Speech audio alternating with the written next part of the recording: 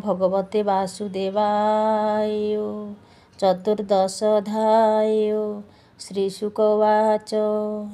तोते कहिलु प्रिय भावे, सोमर वंश शुण एबे। एबे हो सोम वंश शुण, जेबे तरिब तिनि गुण। जशर हिला मही तळे, सर्वे चलिले काल बळे। सहस्र शिर जे अनंत, ता नाभि पद्म ब्रह्मा जात। सृष्टिर अर्थे सप्त सुते, जन्म होइले ब्रह्म गोत्रे।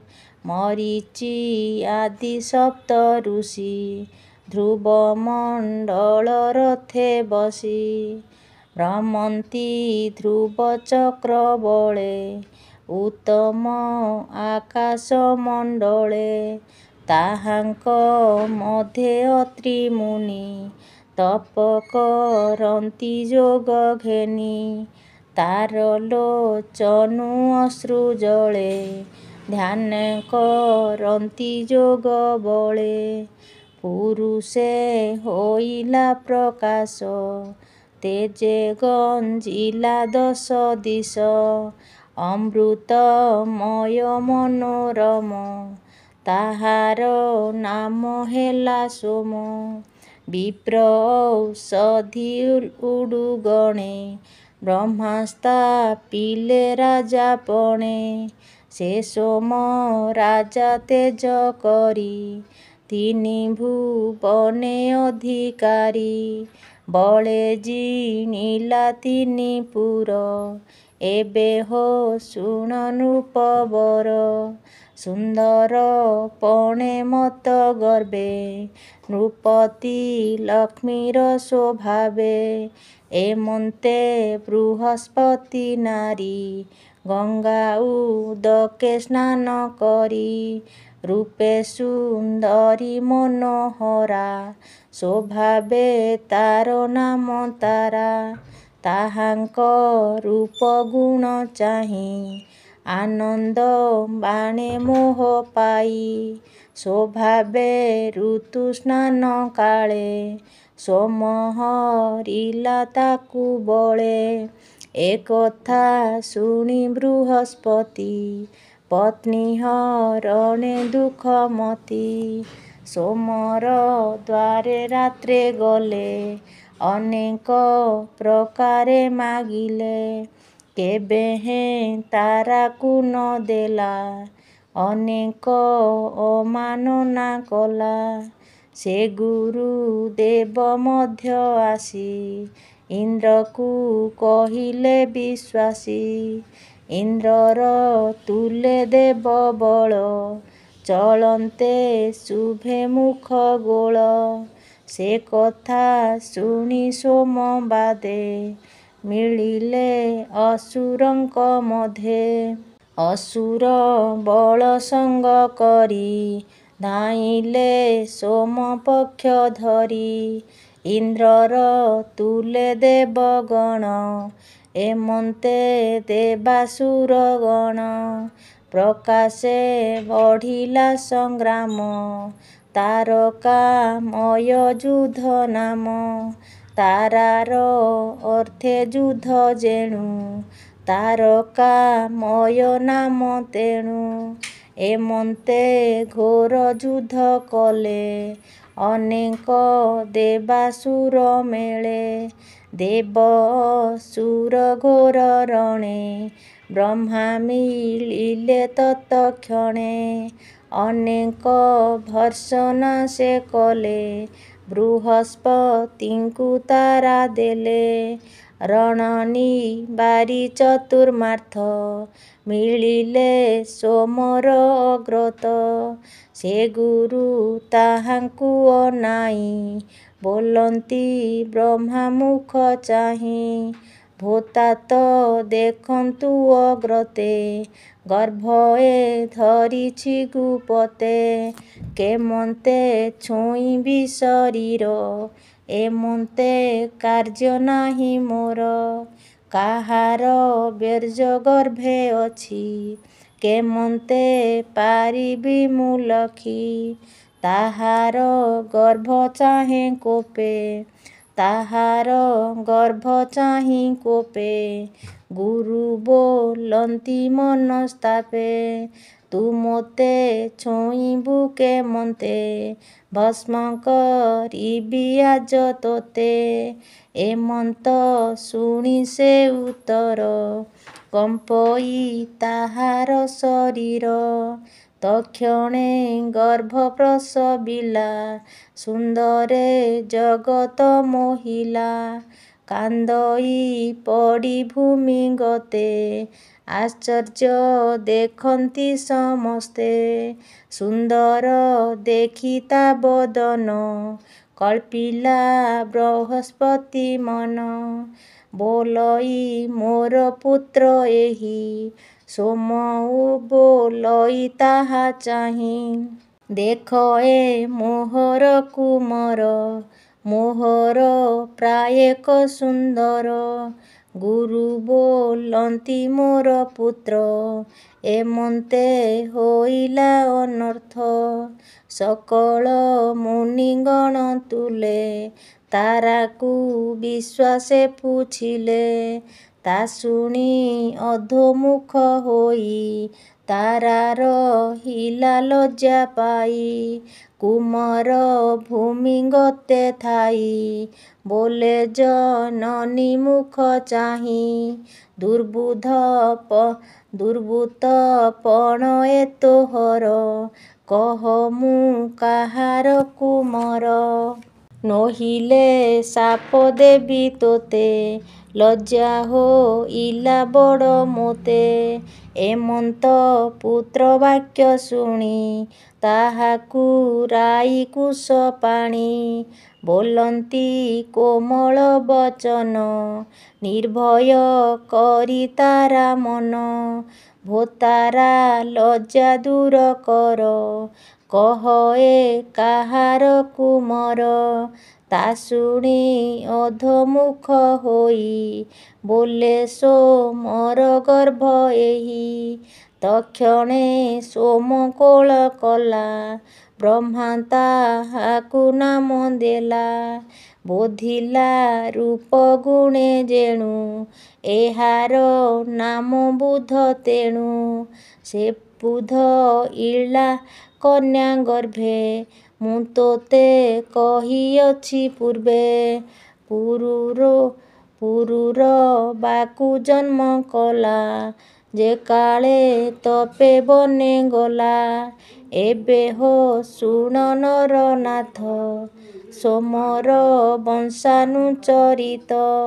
ସୁରଭୁବନେ ଏକ ଦିନେ, ଉର୍ବଶୀ ଗନ୍ଧର୍ବ ଗାୟନେ।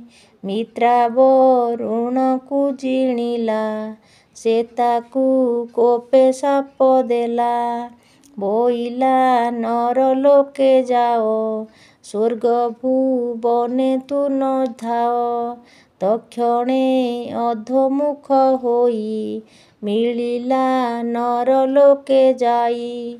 ଗିରି କନ୍ଦର ବନେ ବୁଲେ, ସ୍ୱାମୀ ନ ଲଭେ ଆମ୍ଭ ତୁଲେ।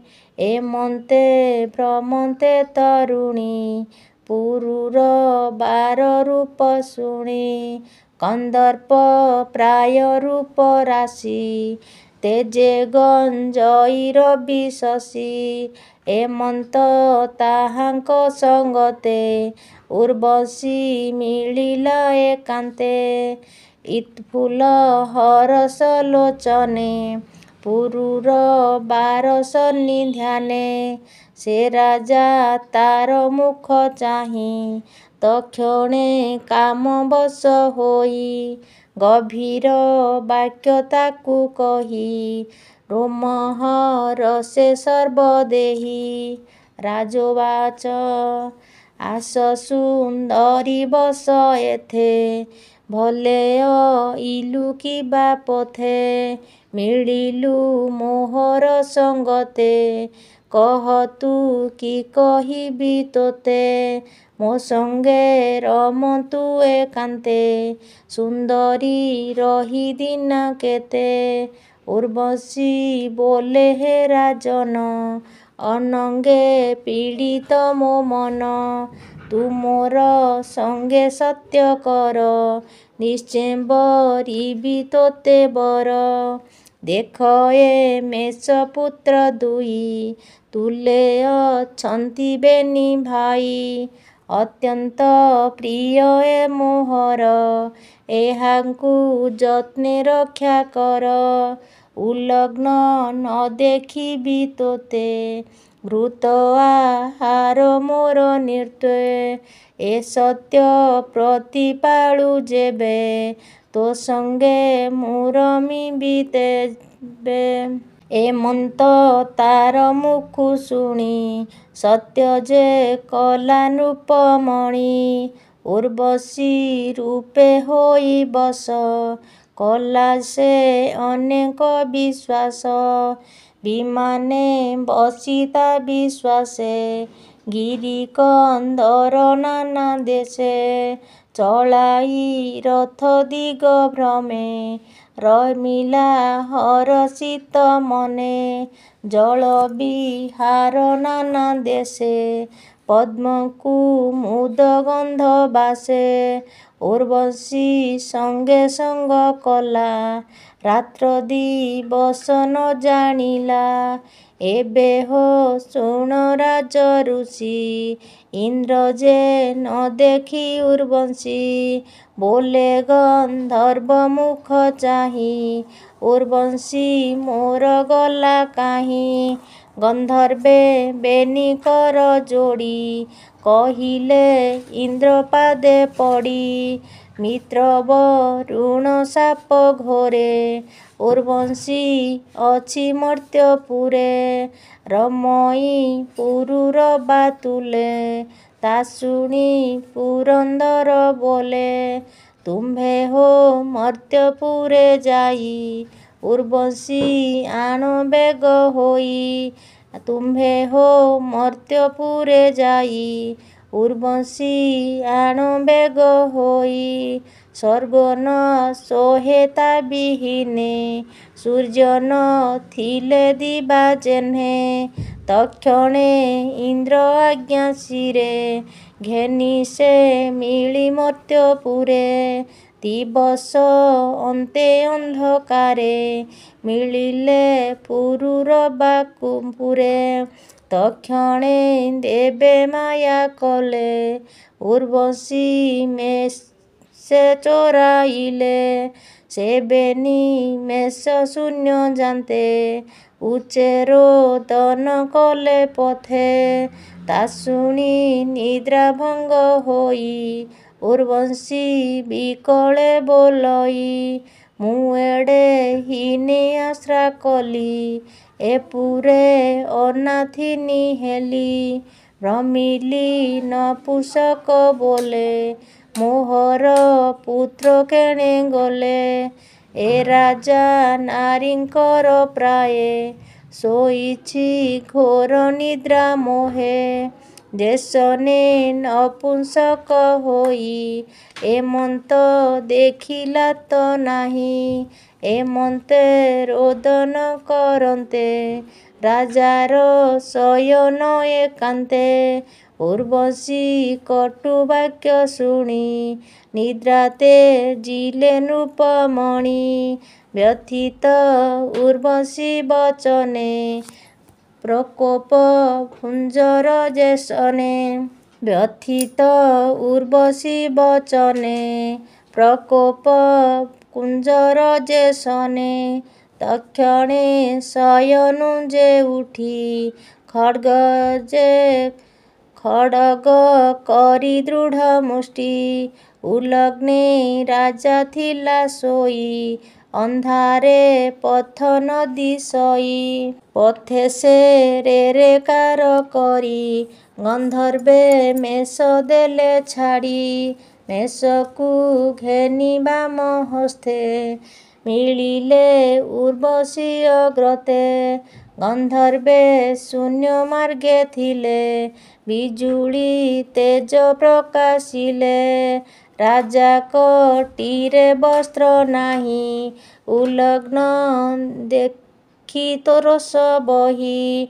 ମେଷକୁ ଘେନି ବାମ ହସ୍ତେ, ଉର୍ବଶୀ ଗଲା ଶୂନ୍ୟ ପଥେ। ବୋଲଇ ନିୟତ ନନ୍ଦନ, ନ ଜାଣି କଲୁ ଯେ ରୋଦନ। ଶୟନ ସ୍ଥାନେ ସେ ମିଳିଲା, ଖଟେ ଉର୍ବଶୀ ନ ଦେଖିଲା। ଦୀପ ଆଣିଲା ତତକ୍ଷଣେ, ଦେଖେ ଉର୍ବଶୀ ଗଲା କେଣେ। ନ ଦେଖି ମୋହ ଗତେ ପଡ଼ି, କାନ୍ଦେ ହୃଦରେ କରତାଡ଼ି। ଉନ୍ମତ୍ତ ପ୍ରାୟେ ମୋହି ଭ୍ରମେ, ଗିରିକାନନ ଦୁର୍ଗ ଗ୍ରାମେ। ଭ୍ରମନ୍ତେ ଅତ୍ୟନ୍ତ ବ୍ୟାକୁଳେ, ମିଳିଲେ କୁରୁକ୍ଷେତ୍ର ସ୍ଥଳେ। ଉର୍ବଶୀ ସଖୀ ସଙ୍ଗ ମେଳେ, ଦେଖିଲା ସରସ୍ୱତୀ କୂଳେ। ରାଜାଙ୍କୁ ଚାହିଁ ଅଧୋମୁଖୀ, ମନେ ହୋଇଲା ମହା ଦୁଃଖୀ। ରାଜା ଉର୍ବଶୀ ମୁଖ ଚାହିଁ, ବୋଲଇ ସ୍ନେହ ଭର ହୋଇ। ରାଜାଙ୍କୁ ଦେଖି କୋପ ଭରେ, ଉର୍ବଶୀ ଗଲା କିଛି ଦୂରେ। ପଛେ ଗୋଡ଼ାଇ କାମ ବସେ, ସେ ରାଜା ବୋଲଇ ବିଶ୍ୱାସେ। ହେ ସଖୀ କ୍ଷଣେ ରହ ରହ, ନ ଛାଡ଼ ତୁ ମୋହର ସ୍ନେହ। ତୁ ଘୋର କର୍ମ କିମ୍ପା କରୁ, ଭାବ ଅଭାବ ନ ସୁମରୁ। ମୋତେ ନ ଛାଡ଼ କୋପ ମନେ, ମୁଁ ଅଛି ତୋହର ବଚନେ। ତୁ ମୋର ସଙ୍ଗ ଦୂର କଲେ, ଜୀବନ ଛାଡ଼ିବି ମୁଁ ଭଲେ। ତୋର ବିହିନେ ମୋ ଶରୀର, ଭକ୍ଷିବେ ଶୃଗାଳ କୁକୁର। ଉର୍ବଶୀ ଉବାଚ ଭୋ ରାଜା ଶୁଣ ମୋ ଉତ୍ତର, ସଂସାରେ ସ୍ତ୍ରୀଙ୍କ ବିଚାର। ସ୍ୱଭାବେ ଯେ ବା ଦୁଷ୍ଟ ନାରୀ, ତା ସଙ୍ଗେ ବିଶ୍ୱାସ ନ କରି। ବ୍ୟାଘ୍ର ଉଲୁକ ସଙ୍ଗେ ନର, ଯେମନ୍ତେ ବିଶ୍ୱାସ ବେଭାର। ସ୍ତ୍ରୀଙ୍କ ଦେହେ ଯେତେ ଗୁଣ, ରାଜନ ସାବଧାନେ ଶୁଣ। ନିର୍ଦ୍ଦୟା ହୃଦୟ କଠିନ, ସାହସ ଆଦି ଚାରି ଗୁଣ। ଅଳ୍ପ କ୍ରୋଧେ ପ୍ରାଣ ଦିଅନ୍ତି, ପିତୀ ପିତାକୁ ନ ଗଣନ୍ତି। ଅଜ୍ଞାନ ଭାବେ ଥାନ୍ତି ନିର୍ଦ୍ଦୋ, ପଞ୍ଚନ୍ତି କାମ ଭାବଚିତ୍ତ। ସ୍ୱଭାବେ ନିର୍ଦ୍ଦୋ କଳ୍ପଗାମୀ, ଇଚ୍ଛନ୍ତି ନବ ନବ ସ୍ୱାମୀ। ସ୍ତ୍ରୀଙ୍କ ସ୍ୱଭାବ ଏମନ୍ତ, କିମ୍ପା ତୁ କରୁ ଦୁଷ୍ଟ ଚିତ୍ତ। ଏବେ ତୋ ନିଜ ପୁରେ ଯାଅ, ଅବଶ୍ୟ କରିବି ଯେ ସ୍ନେହ। ଆସିବି ସମ୍ବତ୍ସର ଅନ୍ତେ, ରମିବି ତୋହର ସହିତେ। ଋତୁସ୍ନାହାନ ଏକ ଦିନେ, ରମିବି ତୋର ସନ୍ନିଧାନେ। ଅବଶ୍ୟ ହୋଇ ବସନ୍ତତି, ଏବେ ଉପାୟ କର ଚିନ୍ତି। ଗନ୍ଧର୍ବ ଗଣ ପୂଜା କର, ଏତୋତେ ତୋଷେ ଦେବେ ବର। ଏହାଙ୍କ ପ୍ରସନ୍ନେ ତୁ ମୋତେ, ପାଇବୁ ବରଷକ ଅନ୍ତେ। ଏମନ୍ତେ ତାର ବାକ୍ୟ ଶୁଣି, ଆନନ୍ଦ ମନେ ନୃପମଣି। ଗନ୍ଧର୍ବ ଗଣେ ପୂଜା କଲା, ଅନେକ ବଳି ଭୋଜା ଦେଲା। ସ୍ତୁତି ବଚନେ କର ଯୋଡ଼ି, ଚରଣେ ଶତବାର ପଡ଼ି। ତାର ଭକତି ଦେଖି ମନେ ଗନ୍ଧର୍ବେ ପ୍ରସନ୍ନ ବଦନେ ମୃତ୍ତିକା ଭାଣ୍ଡେ ଅଗ୍ନି ଥୋଇ ରାଜା ସମୀପେ ଦେଲେ ନେଇ ବୋଇଲେ ଏଥେ ଯଜ୍ଞ କର ଉର୍ବଶୀ ଆସିବ ତୋ ପୁର ଏମନ୍ତେ ଅଗ୍ନିଭାଣ୍ଡ ଦେଲେ ଗନ୍ଧର୍ବେ ଉର୍ବଶୀର ତୁଲେ ଗନ୍ଧର୍ବେ ଗଲେ ଶୂନ୍ୟ ମାର୍ଗେ ସେ ଅଗ୍ନି ଘେନି ବନ ଭାଗେ ରାତ୍ରେ ବୁଲନ୍ତେ ବୃକ୍ଷ ମୂଳେ ଥୋଇଲା ନିଶା ଅର୍ଦ୍ଧକାଳେ ଅଗ୍ନିକୁ ବୃକ୍ଷ ମୂଳେ ଥୋଇ ରାଜା ନିର୍ତ୍ୟତାକୁ ଚିନ୍ତଇ ଉର୍ବଶୀ ବାକ୍ୟ ମନେ ଥୋଇ ନିଶ୍ଚଳେ ମନ ନ